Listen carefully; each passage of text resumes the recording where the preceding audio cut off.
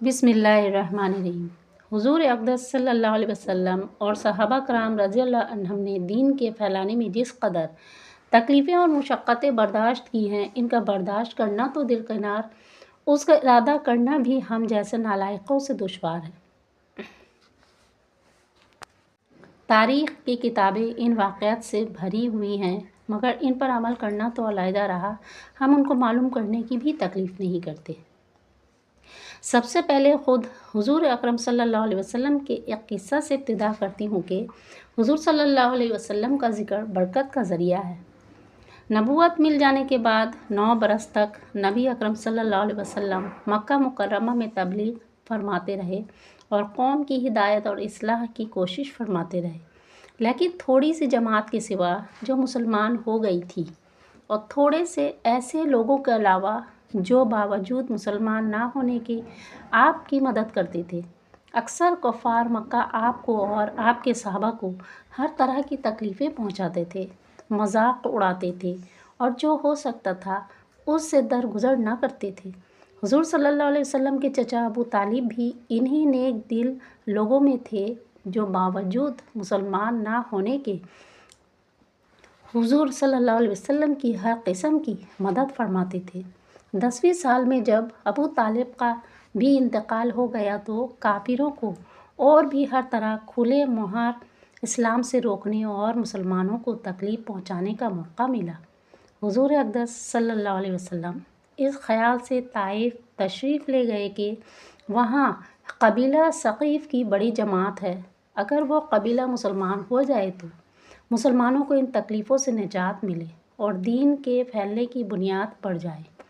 وہاں پہنچ کر قبیلہ کے 3 سرداروں سے جو بڑے درجے کے سمجھے جاتے تھے گفتگو فرمائی اور اللہ کے دین کی طرف بلایا اور اللہ کے رسول کی یعنی اپنی مدد کی طرف متوجہ کیا، مگر ان لوگوں نے بجائے اس کے کہ دین کی بات کو قبول کرتے یا کم سے کم عرب کی مشہور مہمان نوازی کے لحاظ سے ایک نوارد مہمان کی خاطر مدارت کرتے، صاف جواب دے دیا اور نہایت بے رخی اور بد اخلاقی سے پیش آئے۔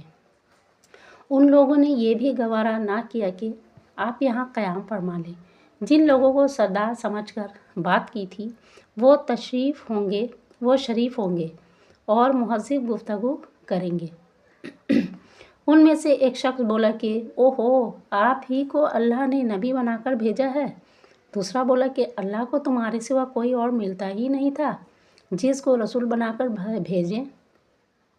تیسرے نے کہا میں تجھ سے بات کرنا نہیں چاہتا، اس لیے کہ اگر تو واقعی نبی ہے جیسا کہ دعویٰ ہے تو تیری بات سے انکار کر دینا مصیبت سے خالی نہیں، اور اگر جھوٹ ہے تو میں ایسے شخص سے بات کرنا نہیں چاہتا۔ اس کے بعد ان لوگوں نے نا امید ہو کر حضور اکرم صلی اللہ علیہ وسلم نے اور لوگوں سے بات کرنے کا ارادہ فرمایا کہ آپ تو ہمت و استقلال کے پہاڑ تھے، مگر کسی نے بھی قبول نہیں کیا، بلکہ بجائے قبول کرنے کے حضور صلی اللہ علیہ وسلم سے کہا کہ ہمارے شہر سے فوراً نکل جاؤ اور جہاں تمہاری چاہت کی جگہ ہو وہاں چلے جاؤ۔ حضور اکرم صلی اللہ علیہ وسلم جب ان سے بالکل مایوس ہو کر واپس ہونے لگے تو ان لوگوں نے شہر کے لڑکوں کو پیچھے لگا دیا کہ آپ کا مذاق اڑائیں، تالیاں پیٹے، پتھر مارے،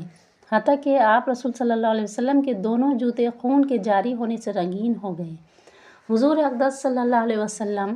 اسی حالت میں واپس آئے۔ جب راستہ میں ان شریروں سے اطمینان ہوا تو حضور صلی اللہ علیہ وسلم نے یہ دعا مانگی، اے اللہ، تجھی سے شکایت کرتا ہوں میں اپنی کمزوری اور بے کسی کی اور لوگوں میں ذلت و رسوائی کی۔ اے ارحم الراحمین، تو ہی ضعفاء کا رب ہے اور تو ہی میرا پروردگار ہے۔ تو مجھے کس کے حوالے کرتا ہے؟ کسی اجنبی بیگانہ کے جو مجھے دیکھ کر ترش روح ہوتا ہے اور منہ چڑھاتا ہے، یا کہ کسی دشمن کے جس کو تو نے مجھ پر قابو دے دیا؟ اے اللہ، اگر تو مجھ سے ناراض نہیں ہے تو مجھے کسی کی بھی پرواہ نہیں ہے، تیری حفاظت مجھے کافی ہے۔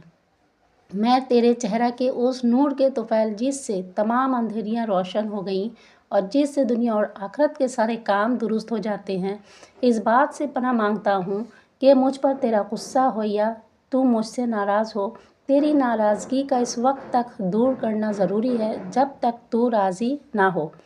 نہ تیرے سوا کوئی طاقت ہے نہ قوت۔ مالک الملک کی شان قہاری کو اس پر جوش آنا ہی تھا کہ حضرت جبرائیل علیہ السلام نے آ کر سلام کیا اور عرض کیا کہ اللہ تعالیٰ نے آپ کی قوم کی وہ گفتگو جو آپ سے ہوئی سنی اور ان کے جوابات سنے،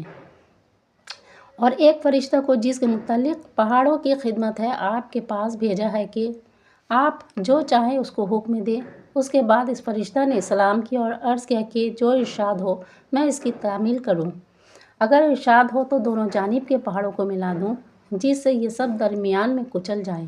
یا اور سزا آپ تجویز فرمائیں۔ حضور صلی اللہ علیہ وسلم کی رحیم و کریم ذات نے جواب دیا کہ میں اللہ سے اس کی امید رکھتا ہوں کہ اگر یہ مسلمان نہیں ہوئے تو ان کی اولاد میں سے ایسے لوگ پیدا ہوں جو اللہ کی پرستش کریں اور اس کی عبادت کریں۔ یہ ہے اخلاق اس کریم ذات کی جس کے ہم لوگ نام لیوا ہیں۔ ہم ذرا سی اسی تکلیف سے کسی کی معمولی سی گالی دے دینے سے ایسے بھڑک جاتے ہیں کہ پھر عمر بھر اس کا بدلہ نہیں اترتا۔ ظلم پر ظلم اس پر کرتے رہتے ہیں اور دعویٰ کرتے ہیں اپنے محمدی ہونے کا، نبی کے پیرو بننے کا۔ نبی کریم صلی اللہ علیہ وسلم اتنی سخت اور مشقت اٹھانے کے باوجود جو نہ بددعا فرماتے ہیں نہ کوئی بدلہ لیتے ہیں۔